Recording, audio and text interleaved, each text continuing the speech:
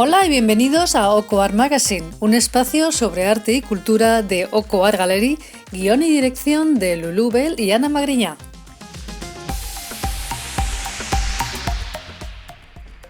Buenas tardes y bienvenidos a otra entrega más de Oko Art Magazine. Les habla Lulú Bell.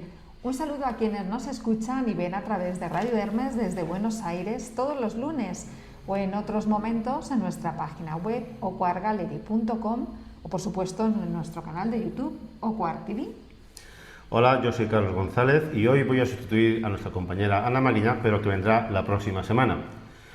En el programa de hoy vamos a hablar de la luz hecha poesía, una interesante vida de una pintora de principios del siglo XX, de un selfie de hace 11.000 años, de flamenco del siglo XXI y del robo de cuadros y paraguas voladores. Madre mía, cuántas cosas. Muchas cosas, ¿verdad? Un programa de lo más completo.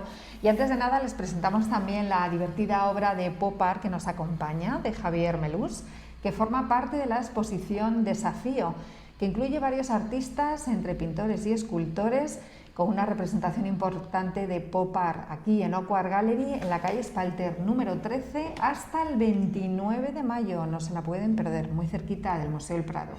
Y no olviden que en la página de okoartgallery.com encontrarán las visitas virtuales de todas las exposiciones anteriores. Y además en la pestaña de radio encuentran nuestros magazines anteriores y los de nuestro programa hermano, Al ritmo de Madrid, dirigido por Carlos Villarrubia. Y vamos a empezar, ¿no?, con el programa. ¿Te parece?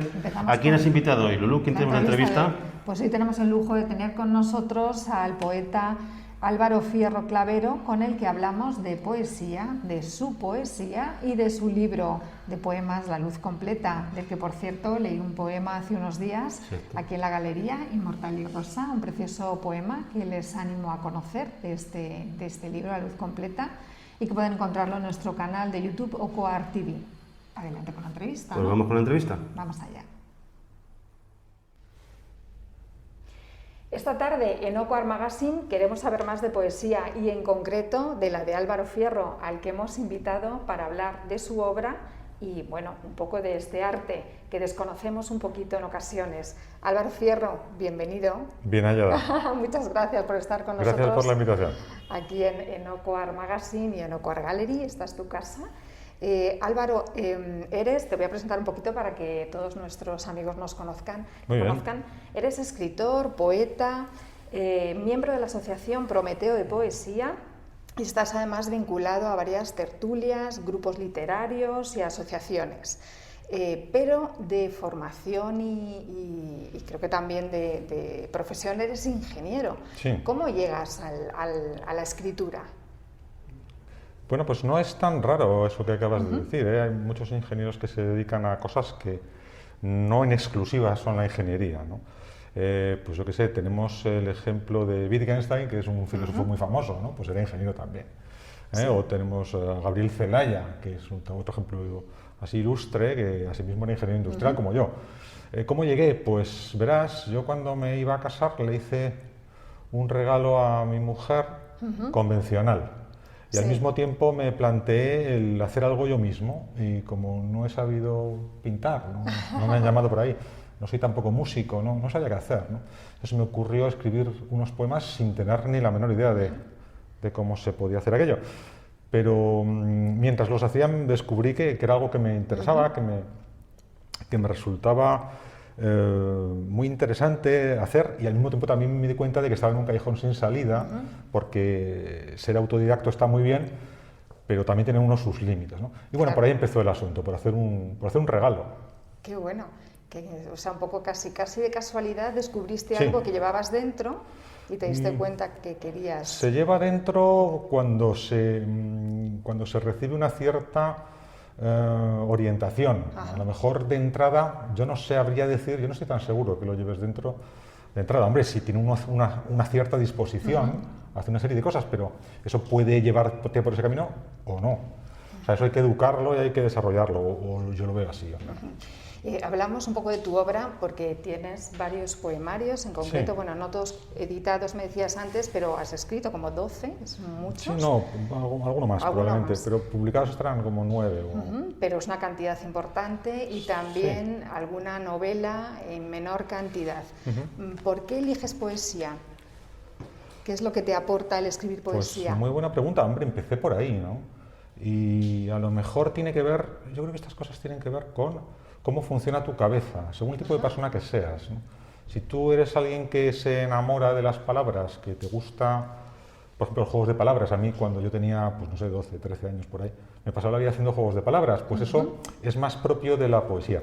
Y aunque también ha habido novelistas que han hecho muchos juegos de palabras, no sé, se me ocurre, por ejemplo, Carlos Fuentes, ¿no? Tiene una novela que se llama La muerte de Artemio Cruz, en la que hace juegos de palabras, o Guillermo Cabrera Infante, pues es gente que a lo mejor ha hecho novela, pero que tienen en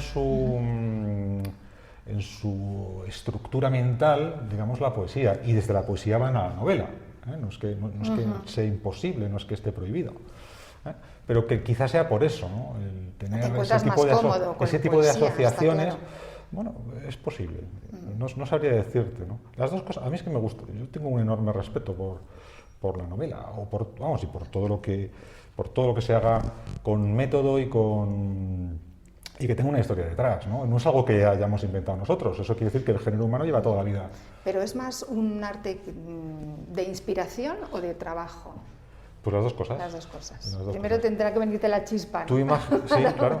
Bueno, ¿sobre qué escribes? Y cualquiera que... Estamos aquí en una galería, ¿no? Pues seguro que has hablado con pintores y te han tenido que decir que atraviesan épocas en las cuales no se les ocurre algo, ¿no? Entonces... Tiene que haber, sin duda, inspiración, ¿no? Pero la inspiración también hay que ir a buscarla, ¿no? O sea, eso de que, yo creo, vamos, esa imagen... Que te pille trabajando, romántica, ¿no? esa imagen romántica, ¿no? de que de pronto te llega así las musas, ¿no? Pues puede darse, efectivamente eso es así, pero no siempre es así. A veces tienes que ir tú a buscar las musas. Que te pille trabajando. Ves dónde están y entonces hay cosas que a ti te funcionan. Dices, pues a mí me funciona, imagínate, ¿no? Pues yo que sé, pasear, imagínate que alguien dijera eso, que sin duda es algo que te estimula y que te hace pensar en una clave un poquito diferente, ¿no? Pues de ahí, efectivamente, puedes encontrar a las musas paseando, ¿no?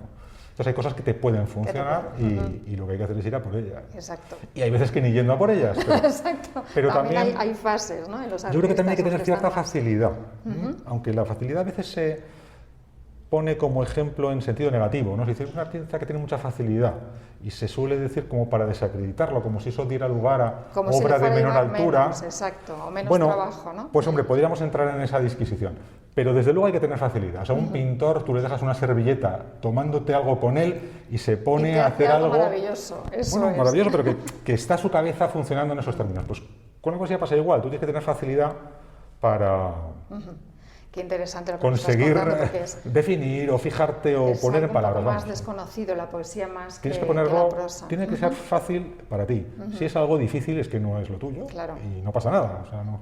A otra cosa. Claro. Vamos a hablar de tu último libro, La luz completa, que es este libro que vamos a enseñarlo un poquito a la cámara, ¿vale? Si te parece, ya que lo tenemos aquí, que se vea. Muy elegante, una preciosidad. ¿Qué es lo que podemos encontrar detrás de este poemario, Álvaro?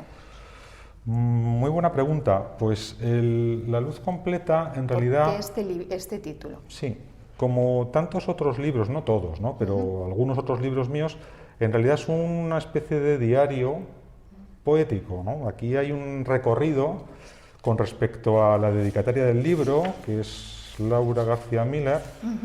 El recorrido que va de no saber nada de ella a conocerla en persona, en una serie a través de una serie de poemas. Bueno, es un libro muy largo, sí. Y entonces también se produce una coincidencia afortunada, y es que la verdad es que hay veces que las cosas coinciden y encajan por algún misterio que tampoco sabría yo ahora mismo definir, pero el caso es que un gran poeta occidental es Petrarca, y escribió unas rimas dedicadas a su amor, que era Laura también, se llamaban igual. Entonces yo he intentado, en la medida de mi capacidad, seguir en algún modo, la estela de Petrarca, en el sentido de tener un ojo siempre puesto en el clasicismo.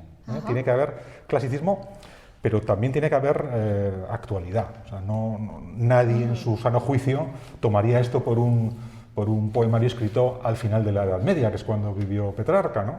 Sí. Nació en el siglo XIV, a principios del siglo XIV. Nadie lo tomaría, pero sí que sirve de inspiración y de hilo conductor a veces, ¿no? Por ejemplo, el Petrarca es uno de los grandes sonetistas de todos los tiempos, pero es que es además uno de los, no es el inventor propiamente, pero sí que contribuyó a fijar su forma. Lo que hoy conocemos como soneto, pues data de esa época y junto con otros poetas es uno de los cultivadores centrales, ¿no?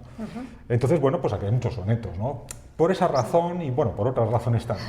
O sea, que digamos que ¿qué se va a encontrar el lector? El lector, pues una posible manera de amar en la época en la que estamos, ¿no? A través de la palabra. Y la huella que eso tiene en la poesía y no solo en la poesía, sino también en el pensamiento, porque la poesía sin pensamiento no es nada, ¿no? O yo lo veo así. Entonces también hay muchos elementos que tienen que ver o que proceden de la filosofía o de la psicología, ¿no? Pues eso es lo que se van a encontrar, o eso es lo que me gustaría a mí que encontraran, claro. Luego, cada uno encontrará lo que acierte a encontrar, porque al final hay tantas lecturas como lectores, ¿no? De modo que... ¿Y cuál ha sido el proceso creativo de este libro? ¿Cómo lo has ido construyendo? Bueno, pues esto se ha escrito a partir de fotografías, fundamentalmente, ¿no? Hasta un cierto momento en el que yo ya conocí en persona a Laura y ya en las fotografías también salgo yo, en un cierto momento, pero inicialmente no. Sí. Entonces se ha hecho a través de fotografías y se ha hecho con mucha rapidez, porque bueno, a veces a uno lo visitan las musas también, y lo hice pues con mucha continuidad a lo largo de 4 meses. Estuve ahí pues con... Te pilló en un momento en que necesitabas expresar y aprovechaste. Bueno, en realidad la cosa se realimenta, o sea, digamos que la inspiración te viene de Laura en concreto, pero el hecho de escribir también te coloca en una serie de, como si dijéramos, en una especie de raíles, ¿no? Y luego ya pues sigues por esos raíles que la situación ha propiciado. Porque entonces es un ir y venir, digamos. Es una necesidad, ¿no?, en ti, me imagino, de comunicar o de expresar de alguna manera a través de la palabra. Bueno, quizás sí sea la manera de definirlo, sí, una necesidad, sí, efectivamente. Sí. Álvaro Fierro, un placer tenerte aquí en Oco Art Magazine. Muchas gracias por presentarnos tu libro y por arrojarnos luz para que aprendamos más sobre la poesía a la que nos apetece mucho acercarnos cada vez más. Bueno, pues nada, ya sabes, esta es tu casa. Muchas gracias por estar aquí. A vosotros. Y hasta la siguiente. Perfecto. Gracias. Un trabajo y un personaje muy interesante, Lulú. Mucho. Desde luego, y hablando de fascinante, a ver qué nos cuentas hoy en tu sección de ¿Sabías qué? Que me tienes enganchadísima con esta sección. Bueno, me alegro. Vamos con ella. Vamos a ver si les gusta. Hola a todos. Ya hemos comentado en algún momento en esta sección la cantidad de mujeres artistas que han sido invisibles para la historia del arte. Hoy nos vamos a fijar en una pintora posimpresionista, que además de ser una excelente artista, su vida da para escribir una novela. Pero la vamos a recordar como reconocimiento al pundonor y la lucha por la libertad individual. Hoy vamos a recordar a Suzanne Valadon. Suzanne Valadon nació en 1865, hija de una lavandera viuda. Su verdadero nombre era María Clementine Valade. El nombre o apodo de Suzanne le vino por estar, como veremos más adelante, siempre rodeada de hombres muy mayores, en referencia al pasaje de la Biblia de la casta Susana. Antes de ser, por lo que la conocemos, pintora, trabajó como modista, camarera, en una funeraria y acróbata en un circo. Es en este último trabajo donde iban muchos artistas y entre ellos el pintor Toulouse-Lautrec, que no le pasó desapercibida la belleza de la joven. Una caída puso fin a su carrera, pero le llegaron ofertas para el que sería su siguiente trabajo y el que le introdujo en el mundo del arte, el de modelo de pintores. Además del propio Toulouse-Lautrec, Renoir o Degas pintaron a Suzanne en sus cuadros. Así, es la modelo de la obra La bebedora de Toulouse-Lautrec, y en el famosísimo cuadro de Renoir El almuerzo de los remeros, Suzanne aparece por partida doble.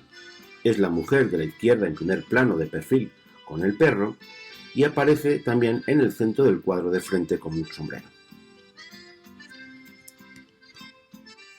Suzanne no perdió el tiempo y ya como modelo labró numerosas amistades, de ilustres amistades. Llevaba una vida muy libre, muy propia de la Belle Époque y de los ambientes bohemios de los artistas de Montmartre. Frecuentaba los lugares, digamos, de peor reputación y mantenía numerosas relaciones amorosas y sentimentales, incluso con varios hombres a la vez. Fruto de esa vida, a los 18 años quedó embarazada. Entre las relaciones sentimentales que se le conocen, se tiene certeza, de Suzanne Valadon, estaba el propio Toulouse-Lautrec y el músico y compositor Erik Satie. Para Satie, Suzanne Valadon fue el gran amor de su vida, y este quedó tremendamente destrozado cuando Suzanne le negó, digamos, contraer matrimonio con él. El hijo que daría a luz sería el también famoso pintor Maurice Utrillo, apellido que le dio el ingeniero catalán Miquel Utrillo, director de la construcción del barrio Pueblo Español en Barcelona, cuando éste mantuvo una relación sentimental con Suzanne. La vida de mujer libre, nada burguesa, se reflejó en su faceta de pintora, porque Suzanne, además de seguir posando como modelo y relacionarse con artistas, aprendió los rudimentos del oficio de la pintura, empezando por dibujar.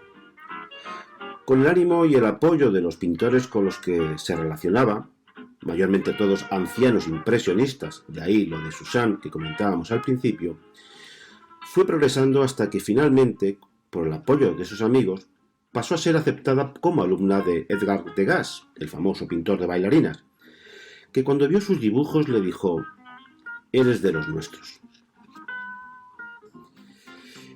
Y decíamos que su vida nada burguesa y muy libre se reflejó en sus pinturas porque no pintó lo que era habitual en una mujer, sino que representaba escenas y temas propios de una mirada masculina, abundando los desnudos, sobre todo femeninos, pero también masculinos. En 1896 se casa con Paul Musset, un burgués acomodado, y la situación económica de su esposo le permite dedicarse enteramente a pintar. Más tarde se volvió a casar, y en esta ocasión con un amigo de su propio hijo, un electricista aspirante a pintor llamado André Uter, de tan solo 21 años, con quien comenzará la etapa más fructífera como artista, y Uter acabará por convertirse en su marchante. En su cuadro Adán y Eva se pinta ella misma con Uter en un idílico jardín del Edén.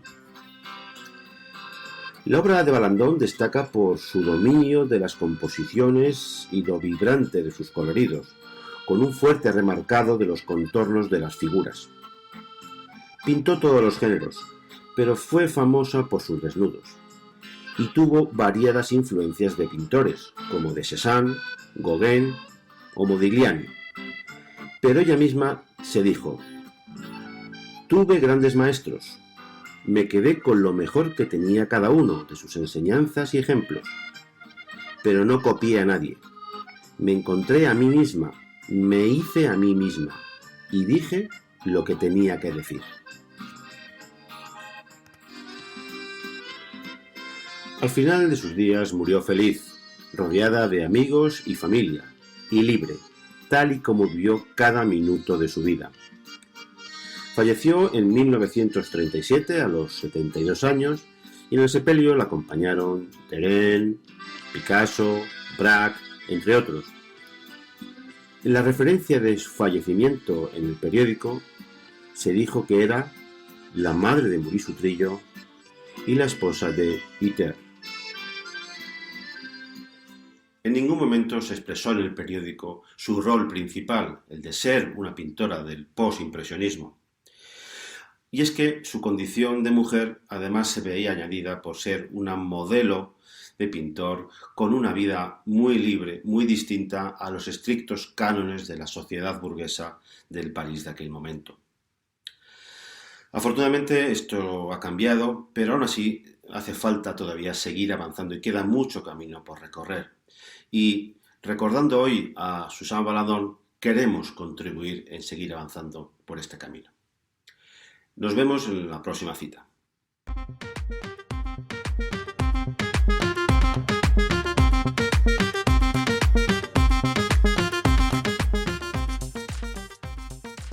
Estás escuchando Oko Art Magazine, un programa producido por Oko Art Gallery para Radio Hermes y también ahora en YouTube en nuestro canal Oko Art TV.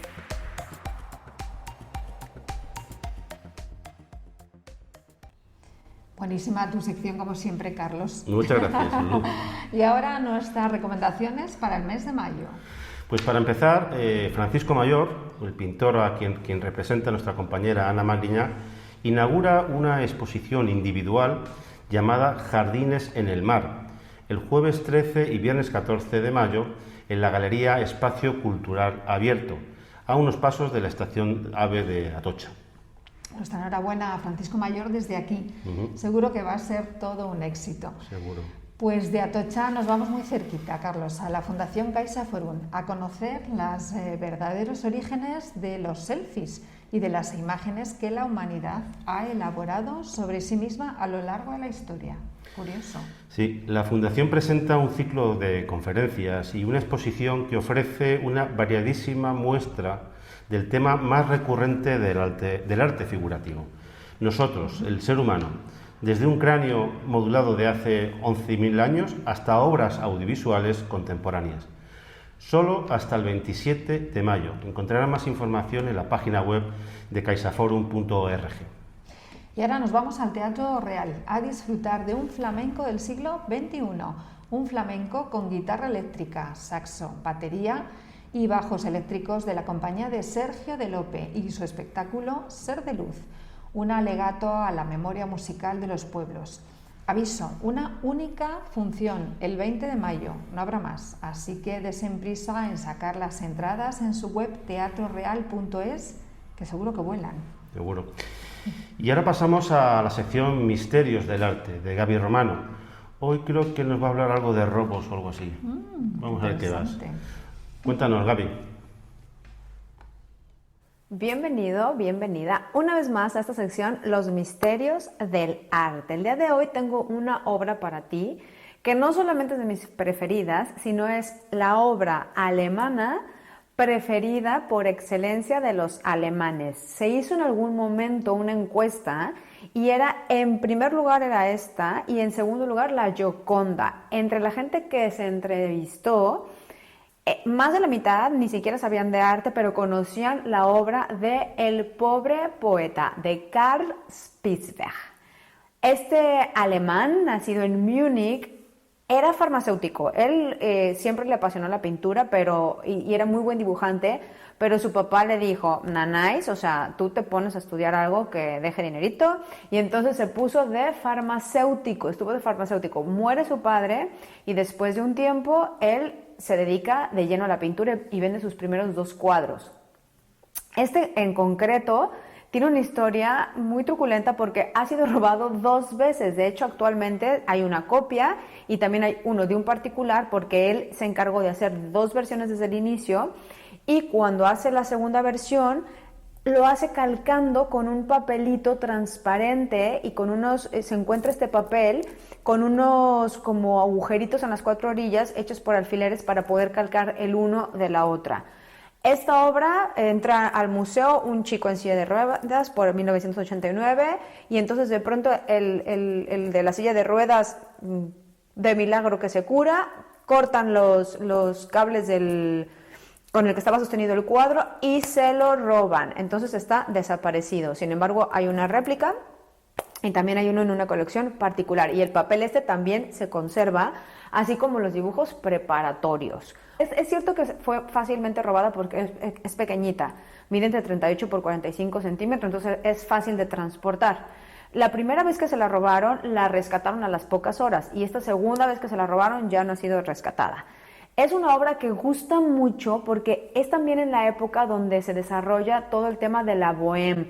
Es la novela escrita por Henry Murger habla ya de la bohemia y después Puccini hace su gran ópera de la bohème, ¿no? Que ha pasado hasta nuestros días, como esa época en la que la vida tenía otro sentido, tirando más al tono artístico, ¿no? A esas ganas de vivir por el simple hecho de estar vivos.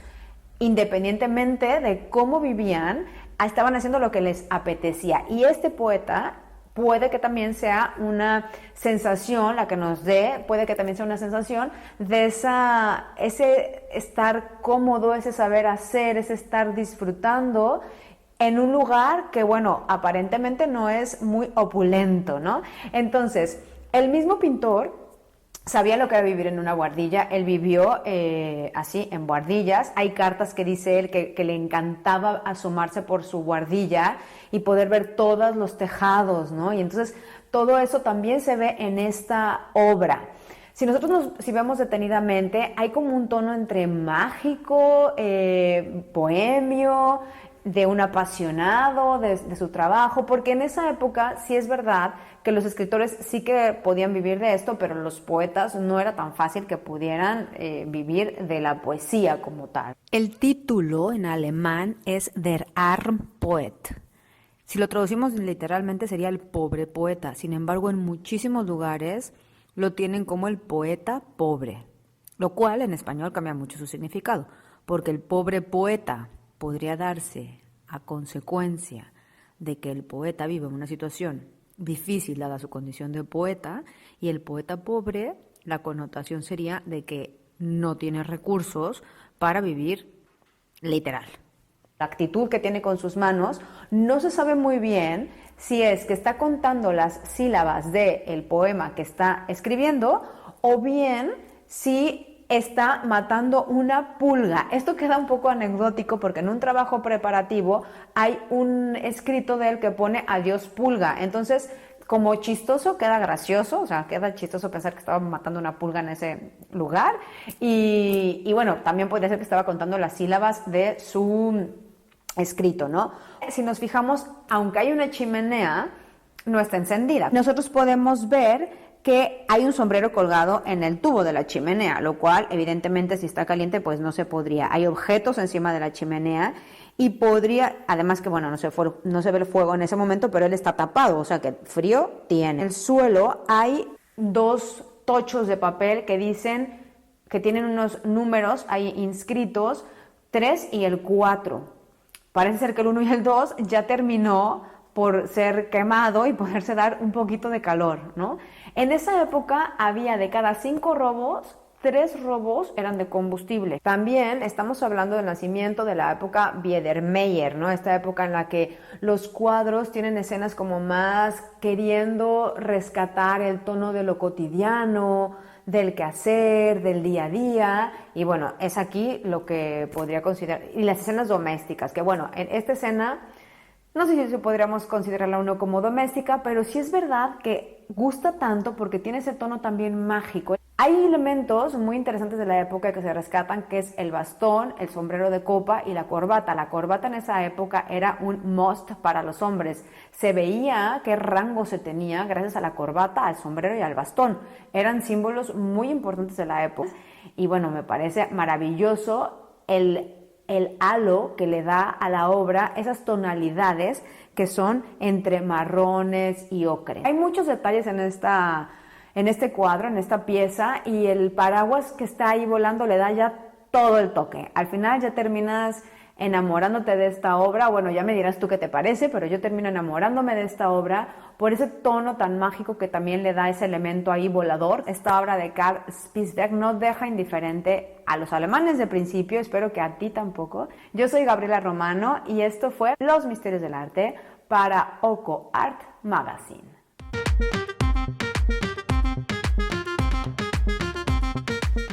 Muchas gracias, Gaby. Y si les ha gustado, pueden seguir su programa de radio sobre fotografía, arte y emprendimiento en iVoox o en Facebook, en Instagram bajo su nombre La Luz Invertida o bajo el nombre de Gaby Romano, su creadora. Pues aquí con esto cerramos. Saludos cordiales del equipo de Oko Art Gallery Y nos vemos la semana que viene, ¿no? Eso es. Y no se olviden de darle al me gusta y de suscribirse al canal de OcoArt TV y de ser muy buenos, por supuesto. Intentémoslo.